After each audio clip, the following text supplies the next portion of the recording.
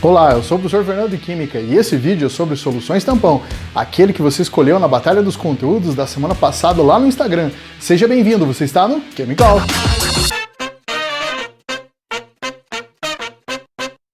Antes da gente começar, eu quero pedir para você que não é inscrito, se inscreve aqui no canal, hein? Dá uma força. E se você ainda não é seguidor do Chemical nas redes sociais, então segue lá, é tudo @chem_call, beleza? Os organismos vivos, eles entram em contato frequentemente com ácidos e com bases e por isso precisam desenvolver a capacidade de controlar o pH da sua célula. Se isso não acontecesse, eles não sobreviveriam. Um exemplo seria o nosso sangue. O nosso sangue tem uma faixa de pH entre 7,35 e 7,45, formando então um tampão muito importante. Caso contrário, a gente não estava aqui conversando. Uma solução tampão é uma solução que resiste a grandes variações de pH pela adição de pequenas quantidades de ácido ou de base no meio. Uma solução tampão ela é preparada a partir de um ácido fraco e sua base conjugada forte e de uma base fraca e seu ácido conjugado forte. Sempre o ácido fraco, base conjugada forte, base fraca e ácido conjugado forte. Aliás, essa teoria está falando de equilíbrio químico e a gente está pensando na teoria de acidez de ácido e base de bronze e de louro. Vai rolar um cardiozinho aqui, ó, viu? Dá uma força, dá uma moral, vai lá e dá uma estudadinha. Tem duas partes, parte 1 e parte 2 de teorias ácido-base para te ajudar também, beleza? Então, como eu estava falando para vocês, nessa solução nós temos partes ácido e parte base. Então, à medida que você vai adicionando pequenas alíquotas, pequenas quantidades de ácido ou de base, esses íons ali que estão no meio, ou então essas porções ácidas e básicas que estão no meio, eles vão consumir. Se você coloca um ácido, você tem uma parte básica que vai consumir. Se você coloca uma base, vai ter uma parte ácida que vai consumir. E não deixando que tenha interferência tão grande. Vai existir interferência, mas não muito, tá bom? Por isso ela resiste a grandes variações do pH. Bom, agora eu quero mostrar para vocês como é que funciona um equilíbrio ácido meio aquoso, tá bom? Pegar um ácido monoprótico aí e aí eu vou mostrar para você como é que ficou a ionização dele também, tá bom? Olha só, eu considerei um ácido HA aqui, ó, no qual o hidrogênio dele está sofrendo ionização, então passa para a água, que vai fazer o papel da base. A gente está pensando na teoria de Bronze e de Loure, tá bom? Enquanto que eu tenho lá o HA sendo o ácido, a água sendo a base, o que sobra do ácido vai ser a nossa base conjugada e o que sobra da base vai ser o ácido conjugado. A gente também pode escrever de uma maneira simplificada, e essa maneira simplificada eu já estou considerando no meio aquoso, aí eu tenho aqui, ó, o HA formando H+, e A-. Tá, mas o que é isso? Então já no meio aquoso eu estou considerando aquela mesma ionização na etapa anterior, eu tenho lá o meu ácido monoprótico liberando um hidrogênio e o contraíon dele. Tá bom, mas aí eu quero que você entenda uma outra coisa. Como a gente está falando da parte lá de equilíbrio em meio aquoso, então nada mais justo do que a gente colocar na equação do equilíbrio químico para um ácido. Então vamos colocar no Ka, vamos expressar aqui um Ka. O Ka dele vai ficar igual, lembra ela que você coloca assim, ó, vamos dar um macetinho lá, produto sobre reagente, lembra que você faz assim?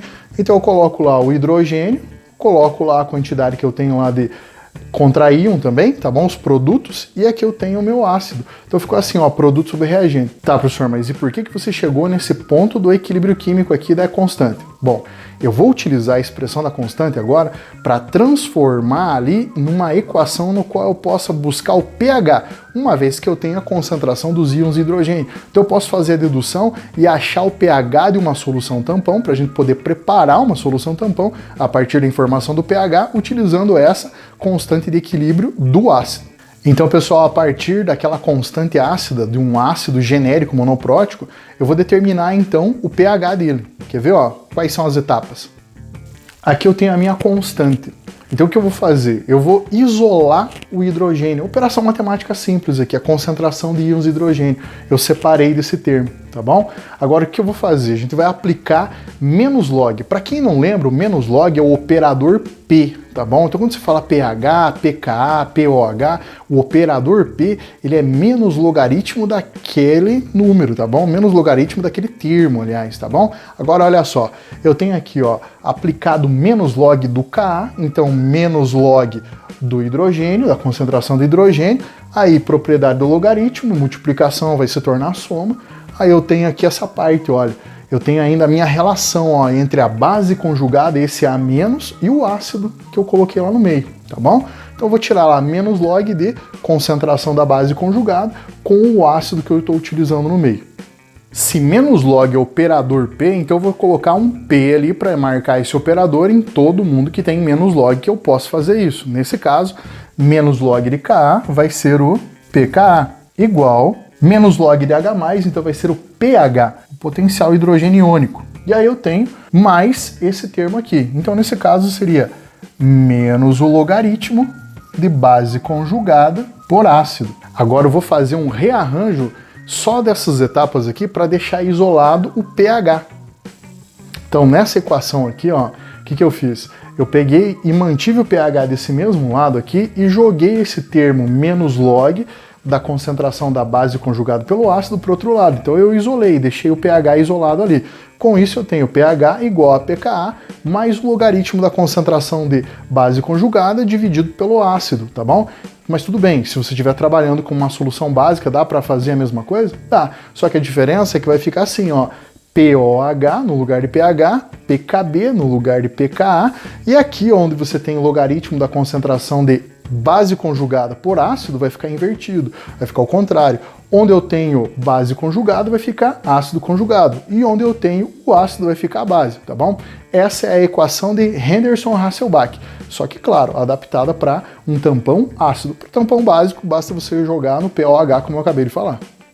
Agora eu vou te mostrar um exemplo para calcular o pH de uma solução tampão a partir da mistura entre um ácido e a sua base conjugada. Duas soluções, uma contendo ácido e a espécie que é a base conjugada, beleza?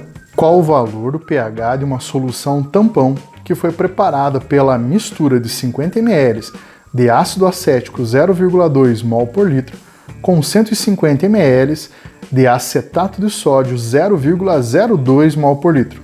Foram dados o valor da constante ácida igual a 1,8 vezes 10 elevado a menos 5 e os valores de logaritmos de 1,8 igual a 0,25 e de 3 igual a 0,45.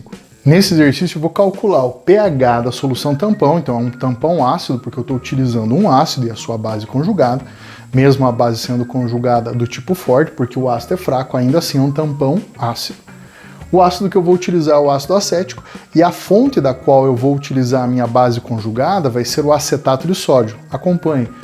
Na equação aqui eu estou mostrando a ionização do ácido acético, que no meio aquoso ele vai formar o íon acetato e o íon hidrônio. Então, como o acetato no meio aquoso vem a ser a base conjugada desse ácido acético, então a gente pega uma forma, vamos dizer assim, solúvel ali em que contém o acetato. Nesse caso, o acetato de sódio para poder fazer o preparo dessa nossa solução tampão, tá bom? Agora, nesse caso, a gente está utilizando já duas soluções prontas e eu vou pegar uma solução de concentração 0,2 do ácido acético com um volume de 50 ml, vou pegar 50 ml dele. Já vou utilizar 150 ml do acetato de sódio que está na concentração 0,02 mol por litro. E aí foram dados a constante ácida aqui e os valores de logaritmo para facilitar um pouco o nosso cálculo, tá bom? Para facilitar essa pegada. Então agora, antes de desenvolver e colocar tudo lá na equação de Henderson-Hasselbalch para determinar o valor do pH, eu também preciso pensar na diluição, porque eu estou misturando duas soluções, 50 ml e 150, e são duas soluções que contêm concentrações diferentes. Então vamos fazer primeiro a diluição? Então eu apliquei a fórmula da lei de diluição aqui para o ácido acético. Nesse caso eu peguei a concentração inicial dele, o volume inicial, e aí estou descobrindo a concentração final para o volume final de 200 ml, porque eu estou somando lá 50 ml do ácido acético mais 150 ml do acetato de sódio, que são as duas soluções que eu estou misturando para formar o tampão, beleza? Então eu vou chegar numa concentração a partir da diluição de 0,05 mol por litro para o ácido acético após a mistura. A mesma coisa vai acontecer com o acetato, que vai diluir. Ele era 0,02 de um volume de 150, e aí lá no final, o volume 200, o que vai acontecer? A concentração dele vai passar a ser 0,015. Então são esses os valores que eu vou utilizar na expressão da equação de Henderson-Hasselbalch para a determinação do pH da solução tampão. Esse valor aqui de 0,05 para a concentração do ácido e 0,015 para a concentração da base conjugada. Agora, de posse dos valores das diluições que nós fizemos, tanto para o ácido acético quanto para o acetato de sódio, é só a gente aplicar na equação de Henderson-Hasselbalch, levando em consideração ainda os valores de Ka e os dados que o exercício forneceu para facilitar a nossa vida com os valores do logaritmo de 1,8 e o valor também do logaritmo de 3. Eu apliquei diretamente aqui na equação e fui substituindo. Então o pH vai ficar aqui, o pKa é igual a menos o logaritmo. Lembra que eu falei para você que menos log era o operador P? Agora eu estou fazendo a operação inversa. Eu estou colocando como menos logaritmo de Ka, que é 1,8 vezes 10 elevado a menos 5, mais log da concentração de acetato de sódio dividido pela concentração do ácido. E por que isso? Porque eu tenho um pH ácido para esse tampão. Então é base conjugada em cima, que veio do sal, e o ácido embaixo, tá bom? E aí a gente aplica aquelas concentrações ali que a gente já fez pela diluição. Então olha só, o pH vai ficar propriedade do logaritmo que a gente está utilizando, desenvolvendo, né? O logaritmo da multiplicação vai virar log da soma, então menos o log de 1,8, mais menos o logaritmo de 10 elevado a menos 5, mais o logaritmo dessa divisão aqui, 0,015, dividido por 0,05, deu 0,3. Aí eu vou ter que rearranjar de uma outra maneira também para aproveitar esses valores que foram dados ali do log de 1,8 e do log de 3. Continuando, pH menos 0,25 é o valor do menos log de 1,8, então eu coloquei menos log de 1,8, se 1,8 o log dele é 0,25, então menos 0,25.